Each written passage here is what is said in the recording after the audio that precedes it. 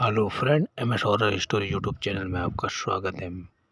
तो फ्रेंड, कल मैंने आपको एक हॉन्टेड हॉस्टल में लड़कों की कहानी सुनाई, उसका पहला भाग। आज मैं आपको दूसरा भाग सुनाने जा रहा हूँ। तो विमान के कंधे पर जैसे ही हाथ पड़ा, उसका पूरा शरीर कांप उठा। उसके धीरे धीरे पीठ मुड़कर देखा, वह आरव था, लेकिन उसकी आंखें अब भी काली थी। उसके चेहरे पर दर्द और गुस्सा दोनों दिखाई दे रहे थे।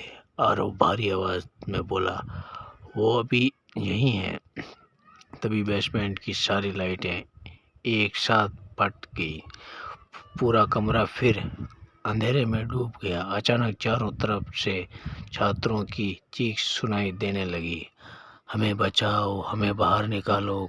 कबीर डर के मारे जमीन पर बैठ गया।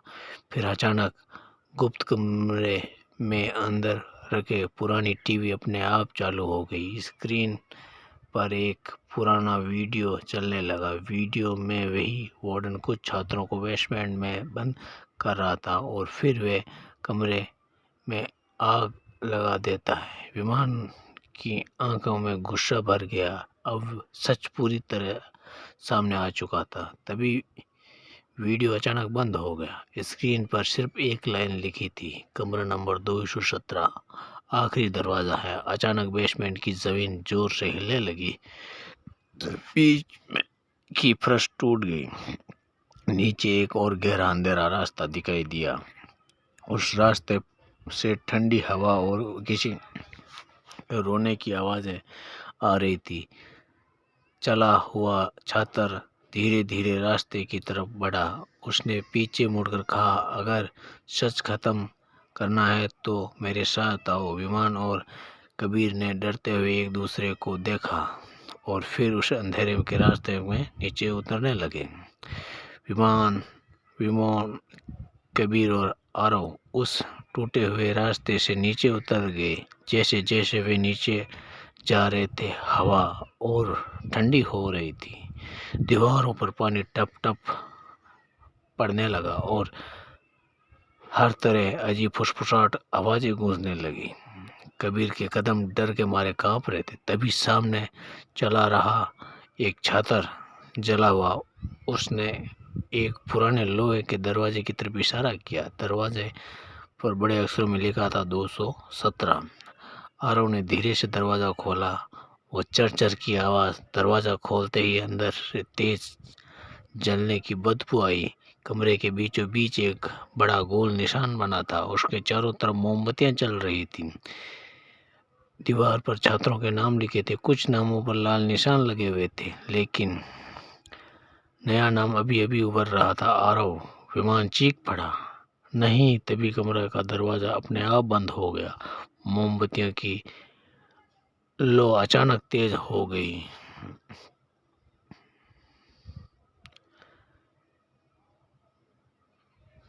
इस बार उसका चेहरा पूरी तरह जला हुआ था। वह डरावनी आवाज़ें में बोलता, हर 5 साल एक आत्मा इस हॉस्पिटल की होती है। अचानक ज़मीन के काले धुएं में हाथ निकलने लगा। उन्होंने आरव को पकड़ लिया।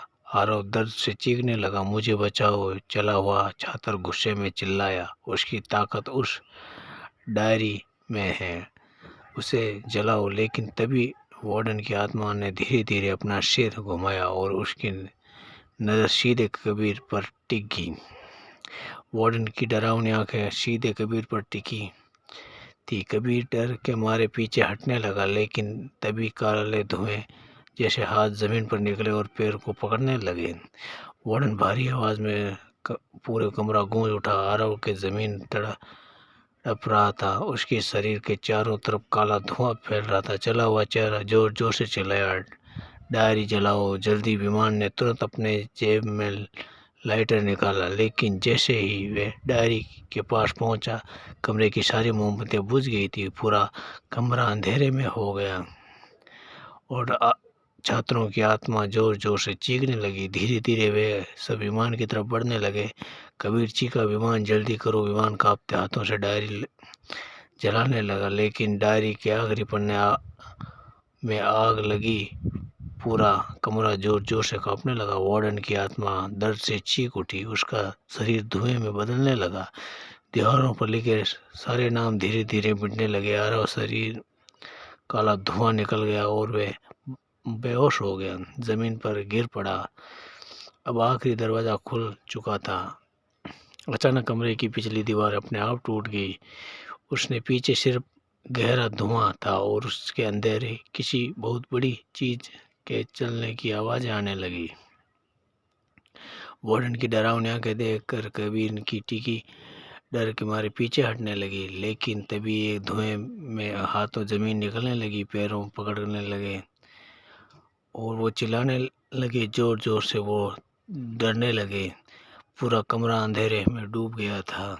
फिर अचानक अंधेरे में दर्जनों सफ़ेद आंखें चमकने लगी, उन छात्राओं की आत्माओं को जो सालों पहले गायब हो चुकी थी। धीरे धीरे विमान की तरफ बढ़ने लगी। कबीर चीख उठा, विमान जल्दी करो। विमान कांपते हाथों से डायरी जलाने लगा, लेकिन जैसे ही डायरी के आखिरी पन्ने जलने लगे, वार्डन की आत्मा चीख से दर्द से चीख उठी। उसका सारा शरीर धुएं में बदल गया। दीवारों पर लिखे सारे नाम अपने आप मिटने लगे। दीवारों के पीछे अंधेरा था। वे साधारण नहीं था। वे ऐसा लग रहा था जैसे कि दुनिया का दरवाजा खुल गए है। कदमों की आवाज़ अब तेज होने लगी, थम थम थम। और अचानक अंधेरे में एक विशाल काली परछाई बाहर आई। उसका चेहरा साफ नहीं था, सिर्फ दो चलती हुई लाल आंखें दिखाई दे रही थी। वार्डन की टूटी हुई आत्मा डर के मारे पीछे हट गई। ये उसने भी बड़ा है, वोमन ने कांपते हुए कहा। चलो छात्रा, धीरे धीरे आगे चलो। मतलब ये सब कुछ कोई चिल्ला रहा था। तभी से विशाल परछाई बोल उठी। उसकी आवाज़ किसी इंसान जैसी नहीं थी। 2017 मेरे द्वार है। पूरा कमरा हिलने लगा। आरव अचानक उठ खड़ा हुआ, लेकिन इस बार उसकी आंखें सामान्य नहीं थी। उसकी डायरी के पन्नों पर सिर्फ एक लाइन लिखी थी, सच्चाई सामने आए और द्वार हो सकता है। विमान समझ गया, इस जगह को ख़त्म करना होगा। तीनों ने मिलकर डायरी के बीच के कुछ टुकड़ों को द्वार के ऊपर फेंक दिया। जैसे ही पन्ने अंधेरे में गए, तेज सफ़ेद रोशनी पूरे कमरे में फैल गई। विशाल परछाई चीखने लगी, नहीं, पूरा बेसमेंट टूट गया। वार्डन की आत्मा कुछ सारी आत्माएं धुएं में बदलने लगी। आरव विमान की तरफ भागा और वो वार्डन की आत्मा सारी धुएं में बदलने लगी। आरव, विमान और कबीर दौड़कर बाहर की ओर भागे और ठीक उसी पल पूरा हॉस्पिटल एक तेज धमाके के साथ ढह गया। और ये कहानी यहीं समाप्त हुई और वो पूरा हॉस्टल बर्बाद हो गया। वहाँ पर हॉस्टल नहीं रहा, पर वो उस जगह पर आज भी अनसुनी आवाज़ें आती है। तो ऐसी कहानी सुनने के लिए मेरे चैनल को लाइक, शेयर एंड सब्सक्राइब कीजिए। Thank you friend.